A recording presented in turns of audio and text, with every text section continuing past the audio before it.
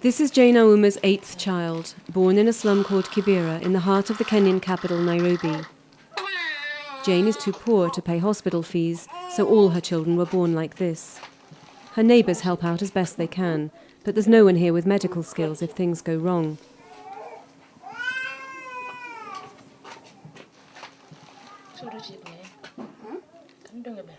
Jane's husband is not around for the birth either. In fact, he's rarely at home, and when he does turn up, late and unannounced, she says, family planning is far from his mind.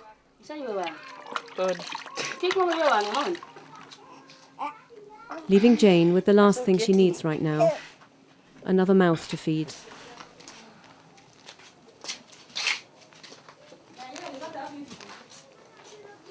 Si atukulea hivi ni rahisi, yani kulisha mpaka atembee ni shida.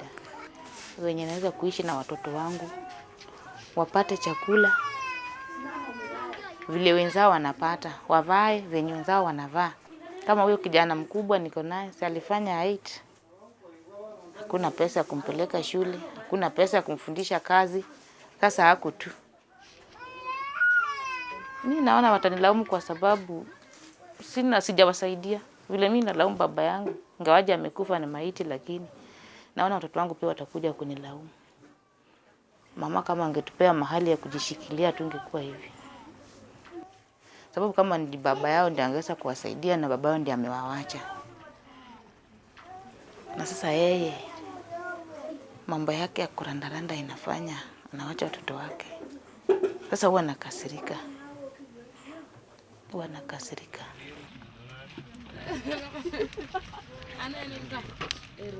Some days, Jane gets work at an illegal alcohol brewery where she's paid little more than $1 a day. Her husband sometimes leaves a little money, but for the most part it's down to her to keep her family alive. Carol Wairimu fares no better. She has 3 young children, no husband and no permanent job.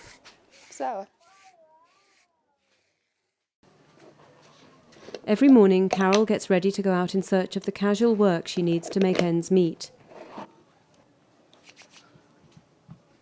It's a hand-to-mouth life. If she manages to find work, she can buy food. If not, she and her children will go to bed hungry. School books, sweets or clothing are luxuries, not essentials in this household. And I hope you understand the problems of a single mother. She's the one to meet all the needs for her children, for herself. The problems of a widow, you see. She's the one to meet all the needs for herself and for her kids. You see, so you do find a lot of challenges in life, difficulties, problems, and we still survive. So we hope that one day God will come down. I usually keep on saying that. One day God will come and change the situations. Yeah. Every day you wake up, working hard in the field. African woman, I sing for you today.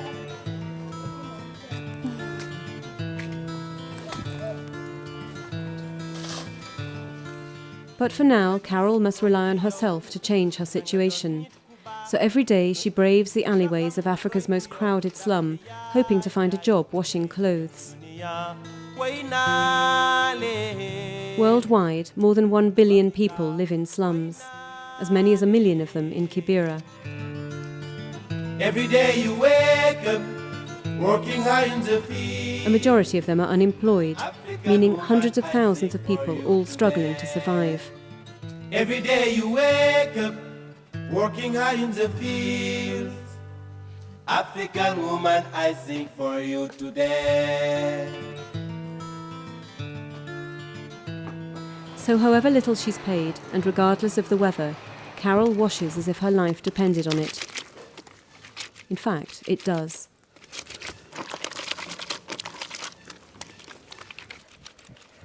Like many women born to poor families, Carol has only a basic education to fall back on, and in a country where university graduates work as street vendors, she must take whatever work she can get.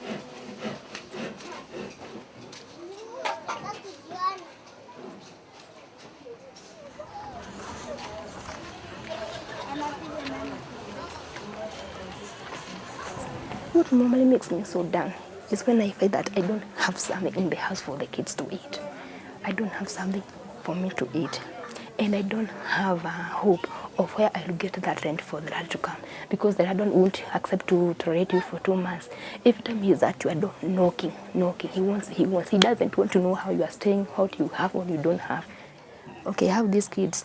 I have to work for them so that we may find that at their future, they'll find that their mom was working for them, you see. And that's why I told you that if we find some unemployment we can do so that we may educate these children, so that they may grow up being people who are blind, people who are learned, people who are educated, people who can stand for themselves, you see.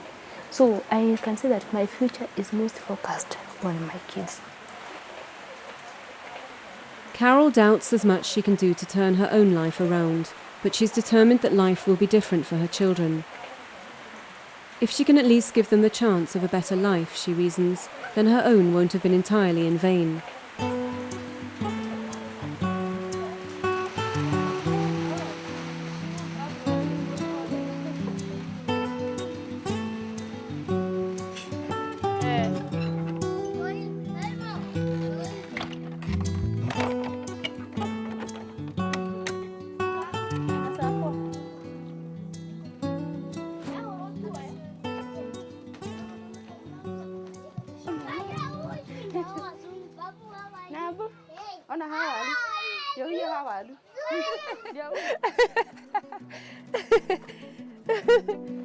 Kesho.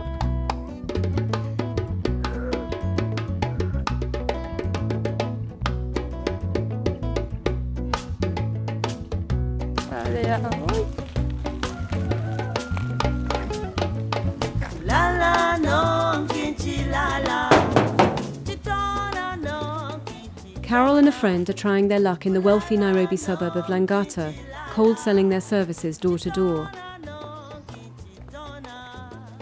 It's a typical day. knocking on doors and hoping that opportunity will answer. No luck today, so Carol heads back to Kibera with empty pockets. Carol has no one to fall back on for support. Her husband and mother are dead, her father is an alcoholic. Apart from her brother, who's unemployed, Carol's had no help from the men in her life. I like a hard-working man who cares for his family, who minds about his family, you see. But there is someone that I do hate. There's a man who forsakes his family, you see. A man who is brutal, who is harsh, who is always rancid, who is always fighting with his wife. I really hate such a man. Also, as they live in the world that we are living today, I can see that women are the ones who are working hard to make their families survive. So, I don't worry. In my case, I don't worry. They really have.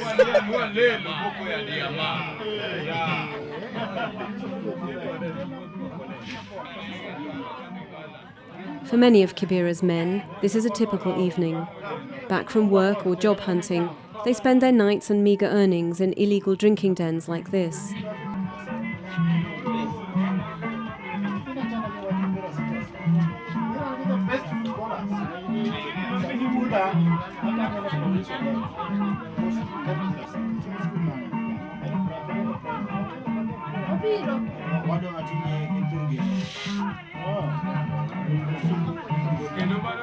Dennis Onyango has spent a large part of his life in Kibera and is a regular at this bar. Home-brewed alcohol is sometimes deadly, but it's also very cheap.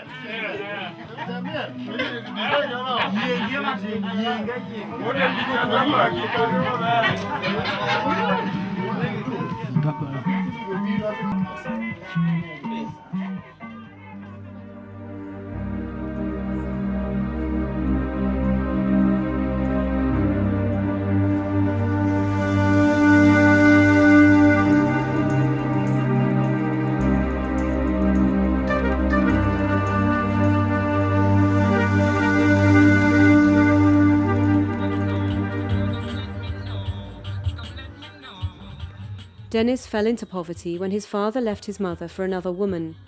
Forced out of school because of unpaid fees, he ended up in Mombasa, where he found work as a DJ. Life was good until intertribal fighting forced Dennis back to the safety of Nairobi. Sasa tulirudi sasa huko mtaani ikakuwa searching. Sasa huko ulikuwa shazoea pia kushika pesa nguvu, maisha ya maana, maisha pia ilikuwa ishaendelea mzuri, nilikuwa naishi kwa club, room ya self contained, vitu kama hizo. Sasa kurudi tena mtaani, sasa una vitu kama hizo hazionekani. Sasa unapata mabesti temptations pia, mabesti unapata kaa besti yako wa kitambo, ule mko alikuwa boy nyuma yako, siku hizi ni mtinti sana. Ameshikana, ako mzuri. Reason why vile manga.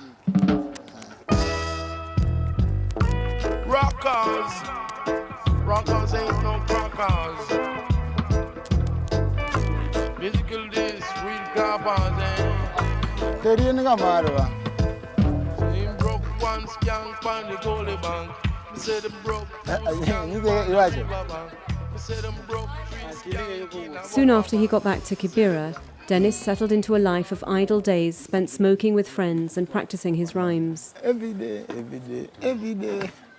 Rankinda dina shika maiki, kila kitu ninadu wengi watalia haki. Kila kitu natupa ni kweli, but fans come together close to me. Mtabaki buna really, gali walai. Say, after Kuchi, every time is just like Sasa niko na mabeste wengi. Alafu mabeste sasa wako na mabozi ya vidungi. Sasa mchuma. Sasa ni pia kwa kani niligurua kwa mkona gava. Mr. Budamu pale kwa polisi hapa dog section hapo Langata. Sasa ile kidungi ilikuwa niko common sana. Sababu buda kuna kamiga na acha kwa meza, vitu kama hizo. Sasa niko nimejua ku dismantle, ku assemble. Sasa sama boys akaanza niaje tuwashezi brungo.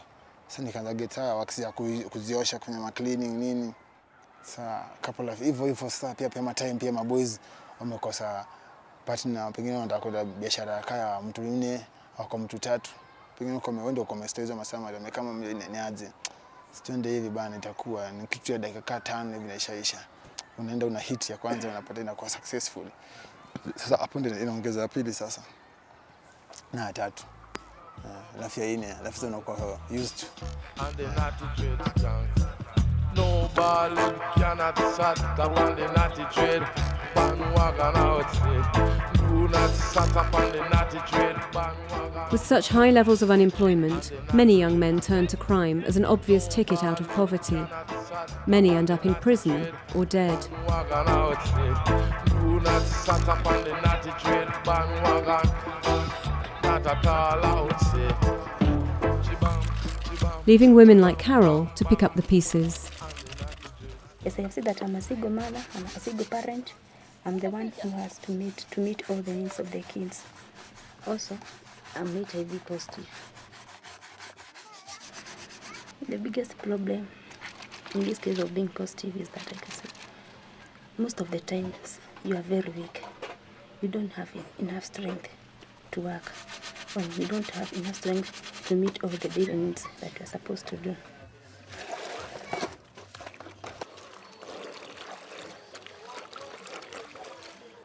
And in this condition to survive, you have to work hard. You have to force yourself, even if your body is not all that okay.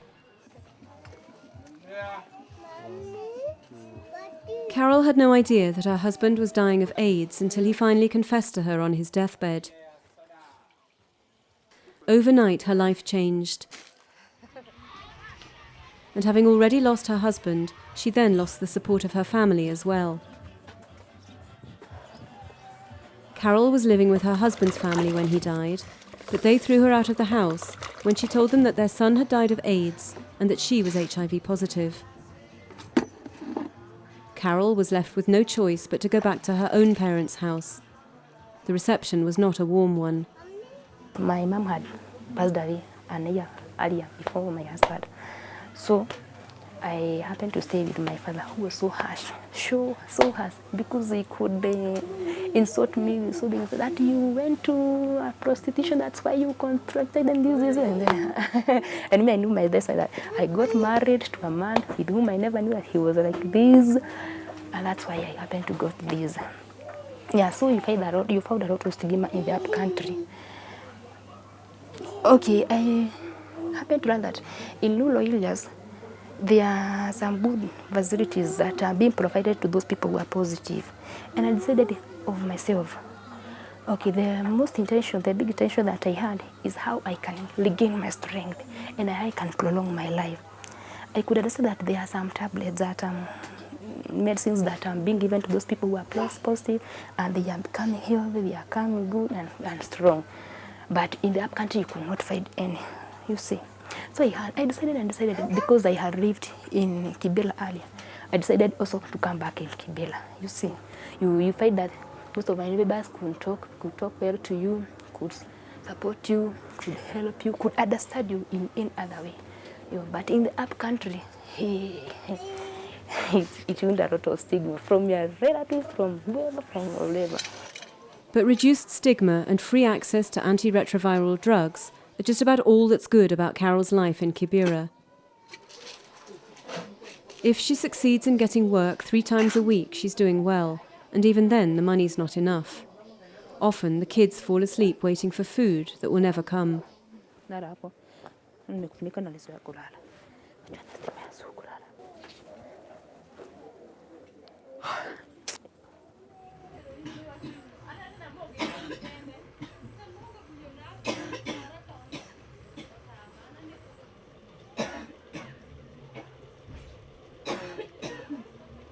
Now 10 years since I became positive. No, I can't be thinking that my time is now getting short. Maybe now is my time to die and whatever. So it's very hard. There was a time I had a very bad headache. The tools are also aching. These eyes of me are still aching. Still I had a stomach ache and whatever. Now I was asking God, what is happening now? Me, I don't know. Now the pains are too much. Now I had decided even that I can even hang myself.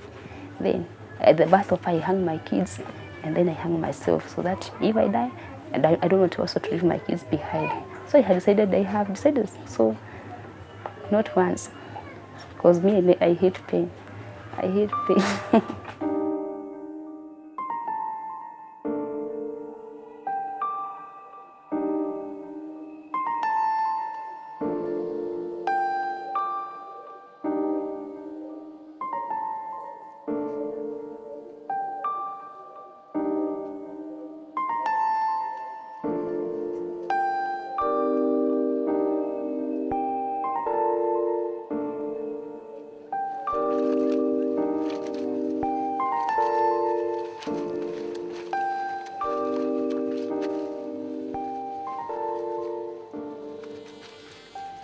But it's the thought of her kids and their future that gives Carol the strength to carry on.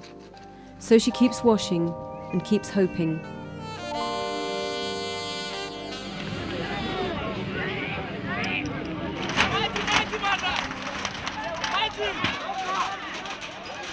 In overcrowded Kibera, where many households use naked flames to cook inside their wooden shacks, fires are common. And given the lack of access, they're difficult to put out.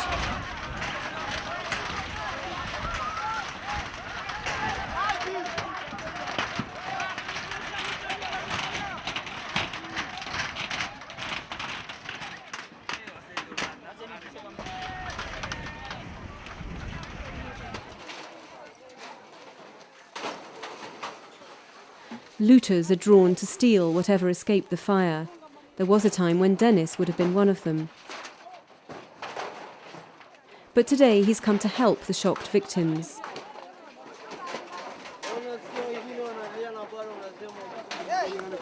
Dennis is looking for a change. He wants to turn his back on crime and start afresh.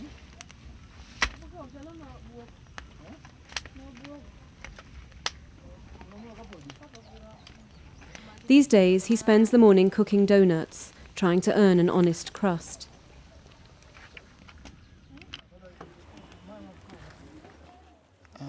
You live in love. I get our blessings from above. He never felt comfortable with the life of a criminal, he says, and the memories of his former life have left their scars. Kuna masindika ya robbery, ya nguvu, ina marape ndani. Pengine mwana mpaka mtu tuseme mteja ametumwa shika. Vitu hizo. Lazima ikuhunt, lazima ufikirie. Unapata mtu innocent ameangushwa ukiona. Pengine ni mbuda, pengine ni mother. Unajua feeling uga kwa brain na wewe mwenyewe mtu jikompeaga wewe mwenyewe na yako wewe mwenyewe. Tuseme pengine unajua pengine sisi tumeenda kwa scene na uchali anafanana na sister na brother yangu sana ama anafanana na sister yangu ama cousin yangu au best yangu fulani. Ni vitu mob. Na masini pia. Shika kuna zile masini unaweza undergo ama unajua hauwezi change kwa scene mko na jeshi kama una act. Hata kama ni mbaya hauwezi go against ukaambia mtu hapo unafanya mbaya, pengine umechapilia mtu msee akaona au manzi ni msupa akadai kumanga. Sasa hauwezi enda kumtoa kwa scene, itakuwa ni blunder cause hata wale wana weakness yenu. Sasa unailenga, lakini ni kitu na kuhunt watu wengi. Mtu kama mimi kuna zile masini ni hunt, sasa lazima uzifikiria na unaifeel inabidi change.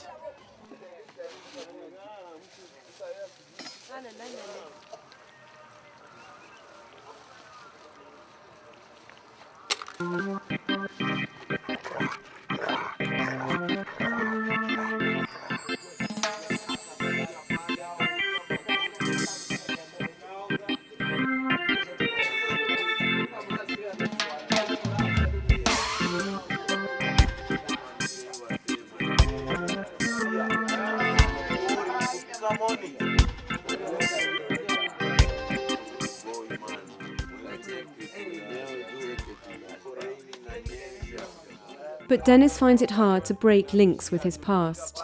Here he gathers with former gang members to mourn a friend killed during a robbery. The violence of his former life is never far away.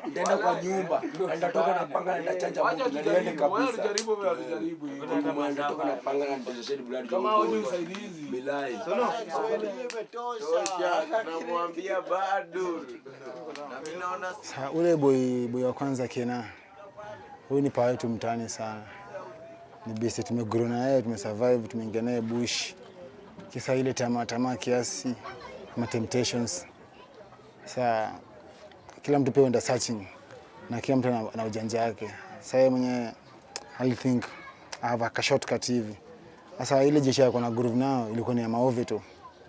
Sasa yeye mwenyewe ndio alikuwa ni kama object kwa ile jeshi. Sasa obvious yani walimpeana. Ni kama tuseme walijenga naye kazi. Ni bonisha bonga naye mara mob sana. Lakini ile kitu alikuwa na hate maisha yake, unajua akishajipin, unajua maboy mtaani akishajipin hiyo kidungi huongeza karibu age ka 10 hivi ama mbao jail yako nayo. Ndio ukimwambia a change anakuambia nini? Mimi ni Charlie, mimi ni Mbuda.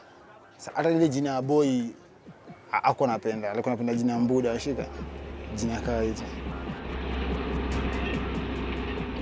Every day, more and more young men flood into Kibera in search of a better life.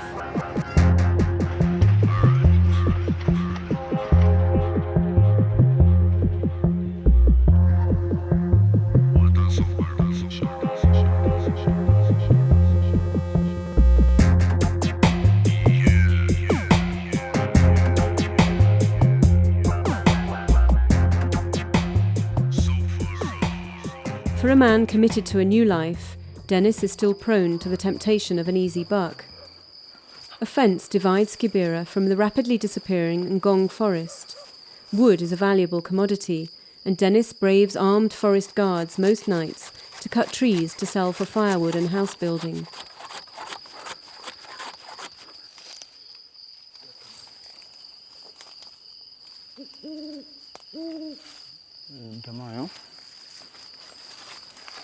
Unajua bush naye si kuchagua tili ilikuwa ni rahisi sana, lakini ile consequences ya bush, unajua bush ukishikwa ile jail sentence yake ilikuwa ni shorter than ile ya robbery.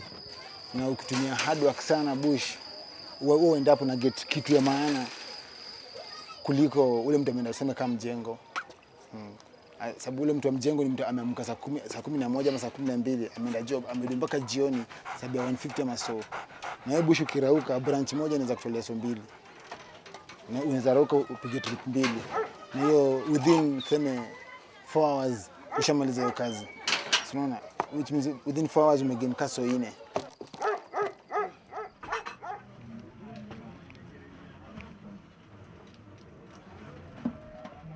Patrick Mburu also works nights. Juu kitu ya kwanza nimelelewa hapa na sijaiona ubaya wa Kibera. Mimi mtu akaniuliza niambie ati Kibera kuna ubaya, siwezi sema. Ile kitu tunajua uizi ndio mwingi Kibera. Mavijana wengi ni majobless. Lakini ile kujifanya kuwa jobless, unajua job kama hii yangu ni mimi nimejiandika. Na mimi ni kijana. Hata hakuna mtu vijana anaweza jitokeza sema hata mimi natengeneza gari yangu.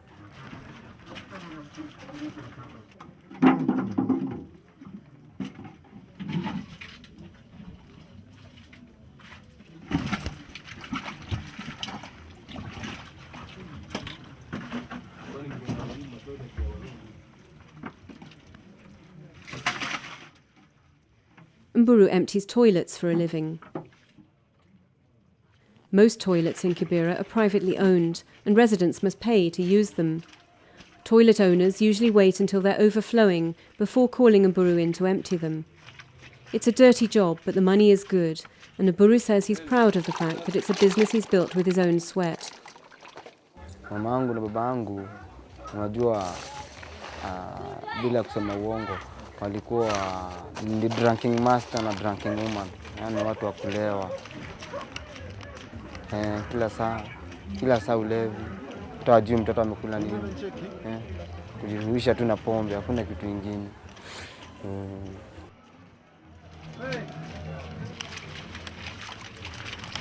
From a very young age, Mburu had to fend for himself, so he's used to taking opportunities wherever he can find them.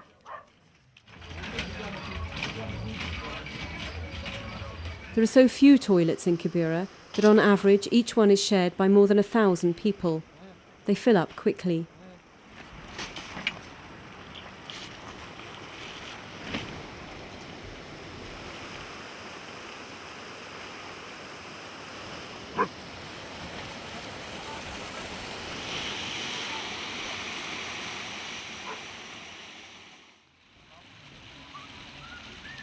At the same place that Mburu has dumped his load the night before, people head off to work while the desperate scavenge behind them.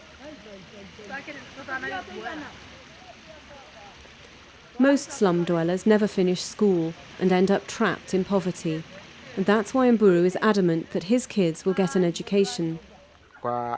Tuseme hapa kwetu Kenya, usipokuwa hujasoma hauwezi pata kazi mzuri hata kidogo. So mimi naweza taka kusomesha mtoto wangu kama saa hii, nimsomeshe na akayakijua ile kazi nafanya si kazi inastahili kufanywa ni mtu amesoma. Unaona? Yaani hata mwenyewe akaga chini hivi akakumbuka ile kazi nilikuwa nafanya, ile kazi yangu babangu alikuwa anafanya. Hii si kazi ya kufanywa ni mtu amesoma. Anaweza kuwa ametafuta kazi pali pengine kwa sababu nikiona kungangana nibebe vioo kabisa, nibebe kazi yoyote nitafanya, lakini sitaiba na nisomeshe mtoto wangu.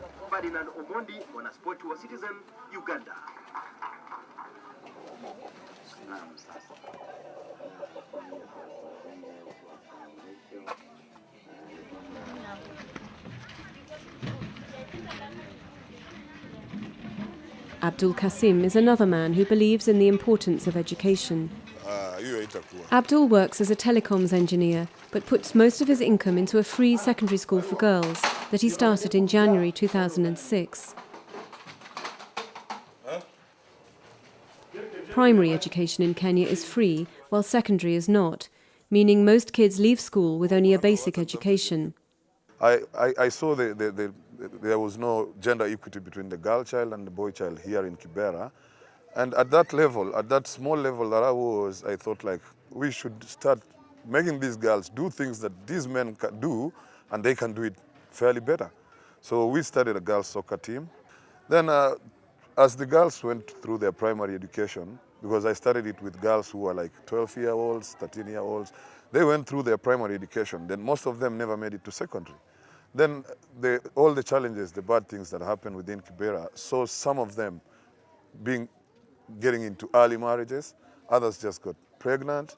There was a time I lost like the entire striking force of my soccer team, and it brought into question the starting of another alternative, which was nothing but education. The school operates on a shoestring and relies entirely on the goodwill of Abdul and a few of his friends. A donation just in means that Abdul can finally start work on the next classroom.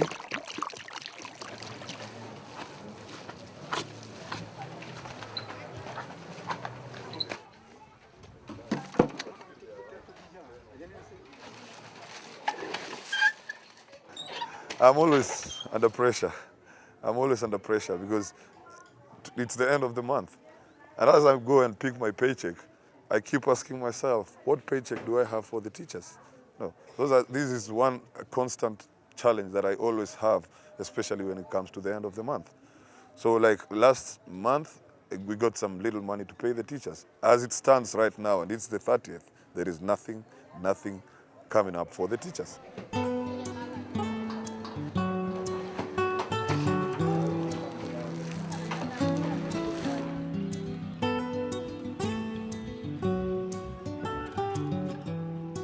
"17-year-old Christina is just one of 48 pupils at Abdul's school, but her story is typical. She lives with her mother, father and 5 siblings in a one-room shack. Her parents' relationship is fraught, and Christina is often left alone in charge of the house. When she finished primary school, her father refused to send her to secondary school. Educating girls, he told her, is a waste of money. Staying at Abdul's school, even though it's free, is a constant battle.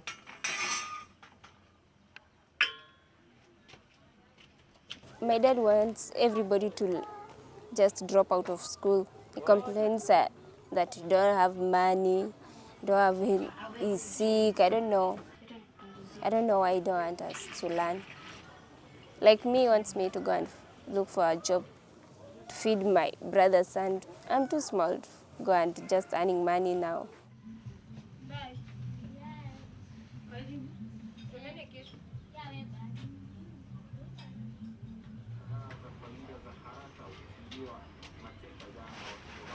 Against her father's wishes, Christina sets off for class, knowing that Abdul's school is probably her last chance of a better life. Christina has a hole in her heart, a serious condition for which she should take daily medication, but the cost of the medicine, $10 a day, is far beyond the means of her family. School, a job, and then a salary might just save her life. I fear to drop at school because I think when I'll be just staying at home, men will be like, we have some girls here to play with, you know. So I fear to drop out of school because maybe I'll be a mother or I'll be raped or I'll do prostitute outside there. That's what I don't want to do. Yeah, it's sad. I don't want to, because I fear those things. Good morning, class. Good morning, sir. The teachers at Abdul's school are all unqualified volunteers, so the school is some way from academic excellence. But that's not the point. What the girls love most about the school is the chance to lead different lives.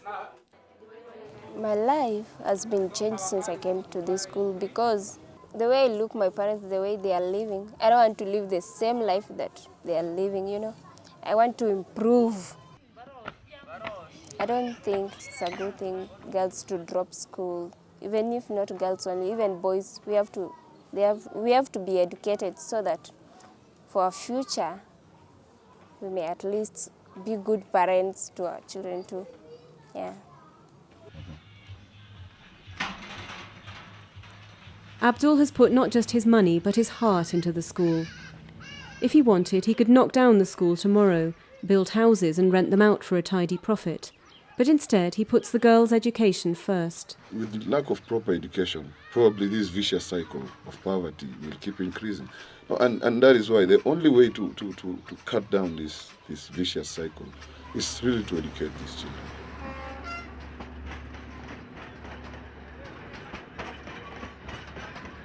Education is only replacing an empty mind with an open mind.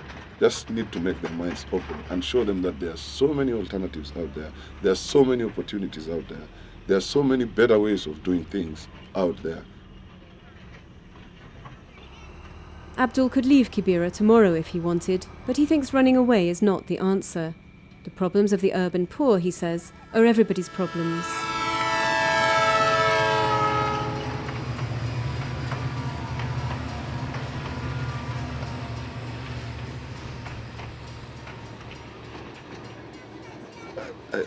I don't see a reason why people should be living the way they're living in Kibera.